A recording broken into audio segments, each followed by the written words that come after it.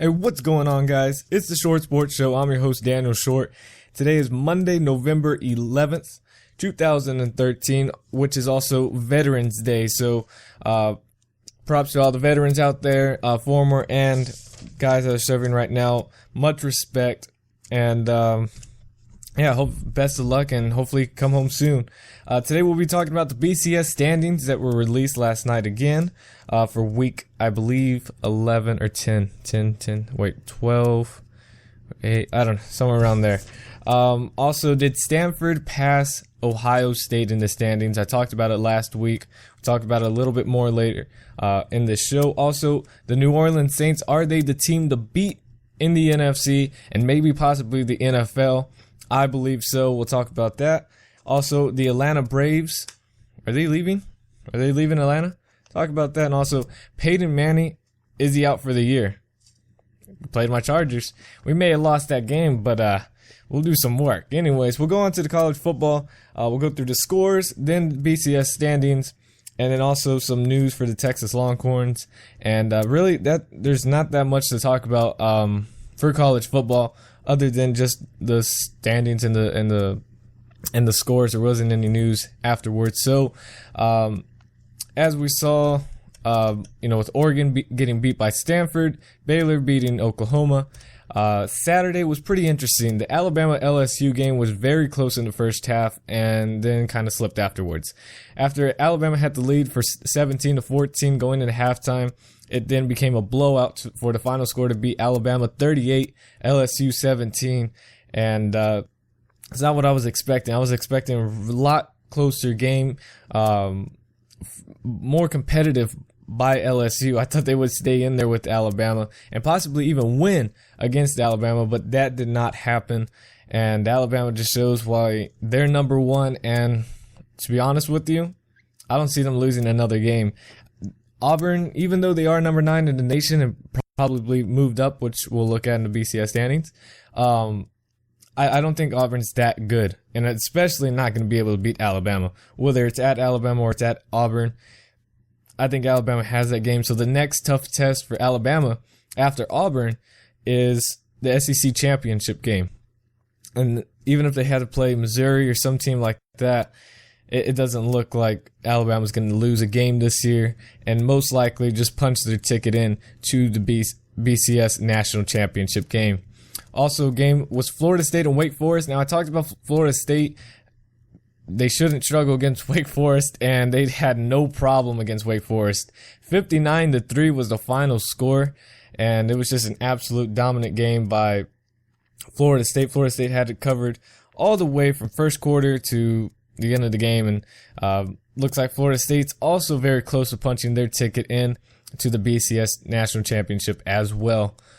Also, Missouri defeated Kentucky. I don't know why I said Kentucky. I was thinking I was going to say another team. 48-17. Missouri stays with a one loss at 9-1 now. Auburn defeats Tennessee 55-23. And what is up with all these SEC scores, really? This is ridiculous. Virginia Tech pulled the shocker over number 11 Miami. Final score 42-24. And I don't think Virginia Tech's that good, but also Miami is not that good as well. They've dropped all the entire year after just having a few good games and then getting crushed against Florida State and now basically getting dominated by Virginia Tech. Miami lost Duke Johnson for the year. Huge loss for them. And now just they're dropping quick with 2 straight losses now. Oklahoma State defeated Kansas 42-6. Texas A&M in a shootout against Mississippi State. Final score 51-41. With Johnny Manziel throwing 5 touchdowns, but also 3 interceptions in that game. Fresno State stays undefeated with a 48-10 victory over Wyoming. UCLA improves to 7-2 with a 31-26 win over Arizona. And Houston could not pull the upset against UCF. 14-19 was the final score. And also last few scores right here. Arizona State holds off Utah with a 20-19 win. And I don't think Utah is that bad. Now, I know their record is 4-5. They're 1-5 in the Pac-12. They did beat Stanford and almost beat Arizona State. That would have been, basically back-to-back weeks, they would have beaten a top ranked team, top 25 team. I wish they could have got it done because I have respect for Utah. You know, Utah and TCU, they used to play some really good games in the Mountain West when both of the teams were in the top 10 actually, multiple years. So I was really hoping Utah could get the victory and start improving, having something to build on for next year, but they did fall to Arizona State. Also, Pittsburgh defeated Notre Dame 28-21 to hold them off, and congratulations to Pittsburgh. Also, it's a player to look out for since I know the draft isn't coming up soon, but someone to look out for is wide receiver for Pittsburgh, Devin Street. That guy is an NFL star right there in the making. Watch, just watch. Also, BYU can't get it done with terrible play calling in the fourth quarter against Wisconsin. Final score, Wisconsin 27, BYU 17. And Kansas State, they have finally found a groove. They defeat number 25, Texas Tech, 49-26 is the final score. K-State now 5-4, 3-3 in the Big 12, and are rolling right now. And sadly enough, this upcoming week, this Saturday, TCU goes on the road at K-State, and that's not going to be pretty. So, great, you know, that's exactly what we wanted. We wanted to play K-State once they got their groove, right? So here are the BCS standings for week, come on, give it, week 12. Haha, I knew it. I forgot they're 2 weeks ahead of the NFL. I was thinking they were behind. Anyways, Alabama stays at number 1, then Florida State at number 2. Ohio State moves up to 3. And then Stanford right behind them at number 4 and Baylor at number 5. Now, they go by averages on the BCS, by points, with Alabama having a .9958. And right behind them is Florida State, .9619. And here's how close Stanford and Ohio State are. Ohio State at .8926 and Stanford .8689. Real close to there. And now, when it goes to the computer rankings, I know it's very confusing, kind of nerdy-ish in a way, but the computer rankings, they give them an average, and then there's all these other terms of, what the computers go by. Stanford actually has a better computer percentage than Ohio State. Stanford has a .910, while Ohio State has a .870. 870 right there. And so computers like Stanford. They don't like Ohio State, but in the USA Today poll, the Harris poll, and finally the overall BCS poll, I guess it pushes Ohio State over Stanford. But I'm telling you guys, Stanford is right there. They're still a good team. Yes, they did lose to Utah, but they're still a good team. They dominated Oregon, holding them to very low yards, but 62 rushing yards for a team that averages 300 yards on the ground every game and holds them just to 62. That's impressive. And what they did offensively to move the ball on Oregon is also impressive. So I think Stanford is still that legit one-loss team, and I think they should be above Baylor, because if you look at the schedule, Baylor still hasn't played anybody other than Oklahoma. That's been their toughest game all year, while Stanford has played some tough games, especially against Oregon and a few other games. Have they played UCLA? If they did, that just adds to my point. But Baylor at number 5, but they are also very close to Stanford with a .8618, and Stanford at .8689, so very close right there. Oregon goes to number 6, Auburn at 7, Clemson 8, Missouri 9, South Carolina 10. And finally, 11 through 15 is Texas A&M, Oklahoma State, UCLA, Fresno State, Northern Illinois. I really don't like Fresno State and Northern Illinois. Now, I know they're undefeated. I just don't think they're really that good. They're just not that good of a team. I don't think they could really compete against any team that they play. That, if you look at the top above them, and I'm not going way too high, I'm talking about from South Carolina at number 10 to UCLA at 13. If Fresno State or Northern Illinois were to play any of those teams, I think the closest game would be against Oklahoma State. That's probably their only close game they could actually play. If they played A&M, South Carolina, or UCLA, I think Fresno State or Northern Illinois would get easily dominated by those teams. 16 is Michigan State, who I really like. I think should be a little bit higher. 17 UCF, Oklahoma 18, Arizona State 19, Louisville at number 20. And then finally, 21 is LSU. 22, Wisconsin, Miami at number 23. Texas moves up to number 24, and Georgia gets back in the top 25 at number 25. So that is it for the BCS standings. I'm okay with them. I kind of think maybe Oregon should be at number 5 over Baylor, but I understand because Baylor's undefeated. I really don't think you should just look at the records. You should look at the team and how they play week in, week out, and who they play is also very, very key. Just because Baylor puts, 60 points, 70 points up per game, but when they're playing a Wolford or a Buffalo, does that really speak? Because I think if Baylor were to play, if Florida State were to lose a game, and that would take them out, and Ohio State dropped the game, and I guess if Baylor kept winning, that would, I guess, push them above Stanford because they'd be undefeated. If it was an Alabama-Baylor game or Florida State-Baylor, even Ohio State-Baylor, Stanford-Baylor in a national championship game, Baylor would get crushed. Baylor does not have a defense to take on Stanford's big O-line. Baylor doesn't have a defense to keep up with Ohio State. Baylor doesn't have a defense to handle Florida State, and Florida State has a way better defense that could easily dominate Baylor's offense.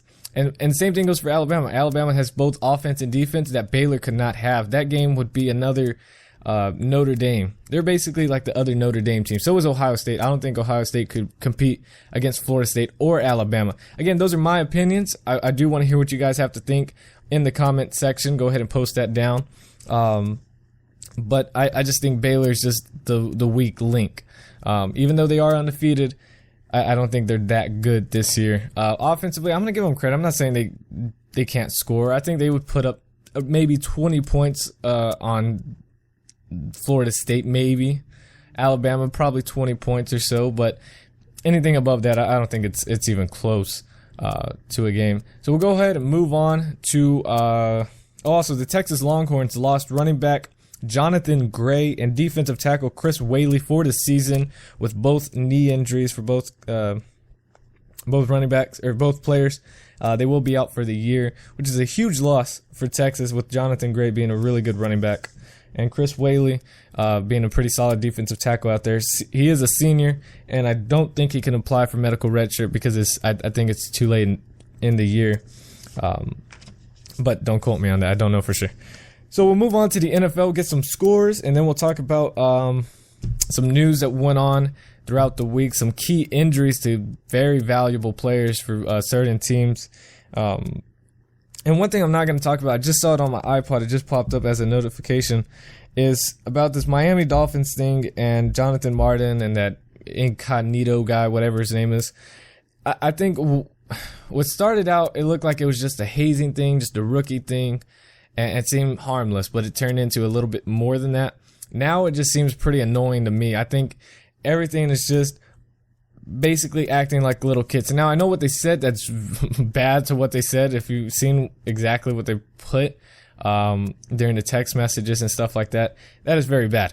That is just straight up bullying and crap like that. But I think now it's just getting really annoying. Hearing all this stuff like, oh, he did this, he did that, he did this, he did that. It's like, grow up, shut up, move on. It's very annoying with this Dolphins thing. That's the way I feel. I'm not even going to bring it up anymore on my show. I know I just brought it up right now, but I just think it's very stupid on what's going on, and they just need to act like men, just move on. And if you have to apologize to each other, apologize and get over with it and start playing football. Because I guarantee you there's someone out there that's waiting to take your spot. So that's all I have to say about that. So we'll go on through some scores in Week 10 for the NFL. Let's scroll down. There we go. So the Broncos took on my San Diego Chargers, and this game was a lot closer than I thought. Now, I knew Peyton Manning was going to throw for like 300-plus yards and 4+ touchdowns, and he did. 330 yards, 4 touchdowns. But I didn't think this game would be close whatsoever. The Chargers had multiple opportunities throughout the entire game from first quarter to fourth quarter. We had multiple opportunities to win this game and did not. It was pretty... I mean, you could take positives and negatives out of it. One, I predicted the score would be 35-10, somewhere around there. Maybe the Broncos scoring 40 points. I really did not think it would be this close of a game. Final score was 28-20. but offensively, I was a little I was upset because I think our offense is capable enough to score more points on Denver. I don't really like Denver's defense. I don't think they're that good. I think that's one of their weakest links on that team. But offensively, our defense, San Diego Chargers defense, I was scared because I knew how bad our secondary was. I mean, Demaryius Thomas, 7 receptions, 108 yards, and 3 touchdowns. I mean, we couldn't even double team this guy. And they were just beating us with simple out routes. I mean, the first play, or I know for sure it was the first possession for the Denver Broncos. It was Peyton Manning out route to Julian Thomas. Or maybe that was Julian Thomas had 3 touchdowns. I don't know. They both have Thomas as their last name. So, anyways, he goes 74 yards, touchdown right then and there. And I knew this is the game it's going to be. They're going to score on us quickly. And we just got to make sure we can't get stopped. We faced an early 4th and 1. I think we should have gone for it. We were in the red zone. And because you know the Broncos are going to score touchdowns, we need to score. We can't just take field goals. And we end up taking a field goal. And I thought that was just really dumb. I think you need to take chances, especially against the Broncos. And if anything, they have to make up a whole lot of ground. And maybe you put a little bit of confidence in your defense to say, hey, we're going for it. If we don't get it, you guys got to make up something. You know what I mean? So overall, I guess it was a positive. It was a moral loss, even though I don't like those. But it shows that we can compete with the Broncos, which I didn't think we could before the game.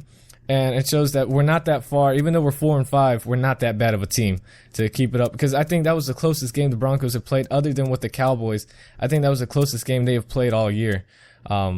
And I guess you could say it's the closest because we held them just to 28 points instead of, 51 that they scored on the Dallas Cowboys. So, I guess that's a positive. And we'll talk about Peyton Manning in just a minute.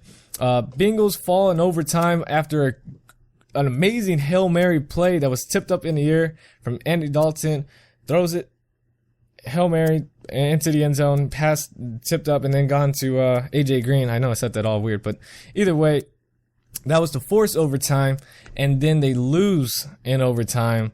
It just seems like the Bengals just can't close whatsoever. They're a good team. They have potential, and they can't do it. And I feel bad for Dalton because he's also part of the reason. Sometimes he's just not that clutch.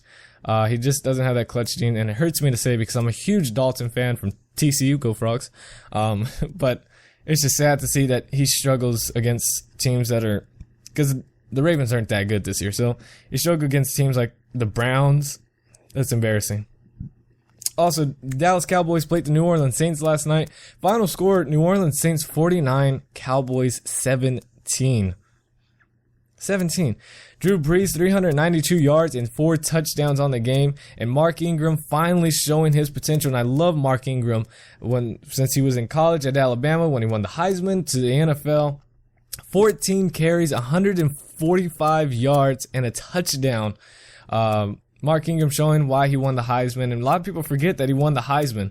This guy is a legit running back, and I wish the Chargers would have got him, but either way, 40 first downs for the New Orleans Saints over the Cowboys. Now, people are saying, well, Cowboys defense is pretty bad. Yeah, they are, but New Orleans is very, very good. People are just automatically just saying, oh, Cowboys defense is bad. That's why the Saints won. No.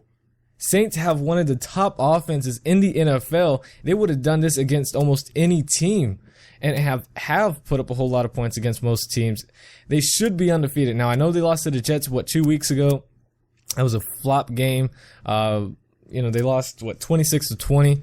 So I think they probably underestimated New York Jets. No excuses, but I'm just saying.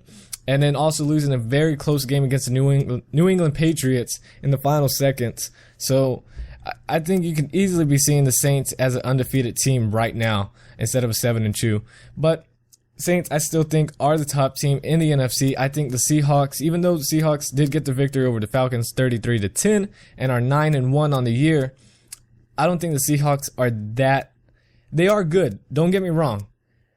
But I think the Saints are a lot better team. The reason why is Seahawks had to come back after being down 21-0 in halftime against the Tampa Bay Buccaneers, who have yet to win a game and who play on Monday night, which I'll talk about in a minute. But Saints have just cruised against most of their victory. And I think the Saints are just a whole lot better team offensively, defensively. And the Seahawks, yes, they have Richard Sherman, but guess what? He's not covering every single wide receiver. And I know they got Brandon Browner and Earl Thomas, the Legion of Boom. Trust me, I hear about that every day. I live in Seattle. I hear about it every single day. I just don't think, with the Saints wide receivers, I don't think they could cover every single one of them. I mean, Kenny Stills has been a really good rookie. Lance Moore has been a good comeback player. Robert Meacham signed with the Saints a few weeks ago. He's doing okay-ish. And can't forget, and I forgot his name. Good job. I can't think of his name. He wears number 12. I can't think. He's a wide receiver for the Saints. But you guys know who I'm talking about. He's very good. I don't think the Seahawks have the depth to cover all those receivers. And I know they say defensive line, blah, blah, blah. Seahawks defense, one of the best. Saints offense, one of the best. And I can't wait when the Saints play the Seahawks, because that's going to be a really good game. I hope to buy tickets because it's on Monday night, December 2nd. I already know it's 5:40 p.m. Pacific time. I want to go see that game, but tickets are expensive. They're like, I think the cheapest tickets are $125 per ticket. Very expensive. That's not including parking, which would probably just take the bus if we did that. I'm going to try to get those tickets because I want to go, because that's going to be one of the game of the years. I don't know. Broncos have some pretty good ones, but you understand what I'm saying. Saints, Seahawks, that's going to be the matchup to see. The winner of that deserves to be the number 1 seed in the NFC. So I talked a little too much on that, so let me get moving because we still got some other things to talk about. Nick Foles doing a very good job. 228 yards, 3 touchdowns in a win over the Packers. Scott Tolzien, who was third-string quarterback, came in after Seneca Wallace got injured in the first drive. Was 280 yards and a touchdown. Did have 2 interceptions, but this guy is a pretty good quarterback in the making. I mean, for a third-string quarterback to come in there and do a pretty good job, I think is all right. But Nick Foles is very, very hot right now. And what I mean by that, I mean by statistically, came out wrong. Great job. All right, so the Lions get the victory over the Chicago Bears, 21-19. I saw that coming. I can see. It was a pretty close game. Jaguars get their first victory of the year. The Jaguars, Jacksonville. Yes, I'm talking about the Jacksonville Jaguars. They got their first win. Somehow over the Tennessee Titans, 29-10 was the final score. Embarrassing. I can't believe they beat the Titans. I mean, really, and if there's any Titans fans and you dare say it was Jake Locker, if Jake Locker was still in, they would have won. That's just a very bad, dumb statement. Jake Locker, I'll talk about him in just a minute because of some news that happened to him. Is not that good of a quarterback at all. And it's hard to say that because, he went to UW and people still like him up here. He's not that good.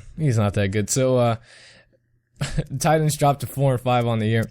Somehow the St. Louis Rams became the Denver Broncos or something.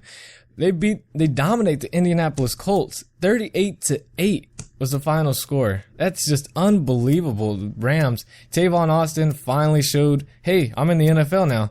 With 2 receptions, 138 yards, 2 touchdowns, and he also, believe, had a punt return or a kickoff return for a touchdown. So, hey, welcome to the NFL. You're only 9-10 weeks late. Good job. So Rams improved to 4-6, while the Colts dropped to 6-3. New York Giants get the win over the Oakland Raiders, 24-20. Steelers beat the Bills, 23-10. And I'm very depressed why EJ Manuel did not perform very well. The Texans can't get their act together. 7 straight loss for the Texans. Final score, Arizona Cardinals 27, Houston Texans 24. Case Keenum, 201 yards, 3 touchdowns. Wish you could have done a little bit better for me, buddy. I need you I put him on my fantasy team. Case Keenum, I like him. He's pretty good. Also, another shocker. Carolina Panthers improved to 6-3 with a 10-9 victory over the San Francisco 49ers in San Fran. That is incredible. I don't know how they did it. They're 6-3. They're right behind the New Orleans Saints as I check my helmets to see who's up on the standings. That's another thing. Have you guys bought those football helmets? They're not the mini helmets, but the mini helmets. They come in from like each conference. You'll have those helmets. Anyways, I got some like 2-3 years, probably a lot longer than that. And so I use them as like my standing. So I move around each year or each week to see who. Yeah. Anyways, it's pretty cool. So, but the Panthers doing pretty good. Cam Newton was okay. 16 for 32, 169 yards, no touchdowns. And Colin Kaepernick was pretty bad. 11 for 22, 91 yards, and 0 touchdowns. Ugh. Looks like that was it for the NFL scores. Here are some quick little news, quick hits, if you want to call it that, because Peyton Manning got hit pretty hard. Peyton Manning will get an MRI after taking multiple hits versus my San Diego Chargers. But the major hit was taken with 1 minute and 44 seconds left in the game when I was going to say Dwight Freeney. I miss you, Dwight. Defensive end Corey Legit tackled Manning and on the lower knee. And if you guys haven't seen it, it kind of looks like what Tom Brady took against the Kansas City Chiefs in 2008 when he tore like his entire knee and was out for the year and missed the year. It basically looked like that. Just it came from hit him on the back of the knee instead of the front. So hopefully for Peyton Manning, it's not that. But hey, you beat my team, we're gonna beat you up. So better watch out, Peyton. So he'll get an MRI and find out what happened to him later today. Also, quarterback Jake Locker for the Tennessee Titans is out for the remainder of the year after injuring his foot, and he's already had multiple injuries his entire NFL career. This guy is a bust written all over him. I never liked him from the beginning, and I did like him when he was at UW, even though it was before I moved to Seattle. I thought he was okay, but I didn't think he was that good. And the Titans, I think, just screwed it up there. I don't like him as a quarterback. I'm not saying he should play a different position. He's not like a Tebow or anything, the Tebow is, but he's a bust. I mean, injuries got him. He's like Greg Oden of the NFL. Ooh, I should have a sound effects to do that. Packers named Scott Tolzien quarterback until Aaron, I can't think of the name, Aaron Rodgers. That's why I should never put A-Rod, because I think of Alex Rodriguez. Comes back until Aaron Rodgers comes back. Jeez. Scott Tolzien was 24 for 38, 280 yards, a touchdown and 2 picks in a loss versus the Eagles, but pretty good for a third-string quarterback. Also, Texans head coach Gary Kubiak is back at the Texans headquarters and should return week 11 for the Houston Texans as a head coach. Dallas Cowboys linebacker Sean Lee will get an MRI on hamstring after injuring it against the New Orleans Saints last night. And some MLB news, we'll talk about that real quick. I know we haven't talked about it since my Dodgers lost, but the Atlanta Braves are moving to Cobb County. I have no idea where that is, but apparently it's 10 miles from downtown Atlanta, and they will move there in 2017, a 42,000-seat, $672 million stadium. Somehow they want that approved, and the Braves will no longer be in Turner Field after 2016. So I want to see what the renderings look like for the stadium, because I'm guessing they got to look really nice for the Atlanta Braves. Also, outfielder Nelson Cruz will test the free agent market after declining the Texas Rangers' $14.1 million offer. Nelson Cruz hit a .266 with 27 home runs, 76 RBIs last year, but had a 50-game suspension for that testing positive on the performance-enhancing type drugs. Also, Minnesota Twins Joe Mauer will switch from catcher to first base starting next year. And the Los Angeles Dodgers, my Los Angeles Dodgers, will keep manager Don Mattingly. I think we should sign him to an extension.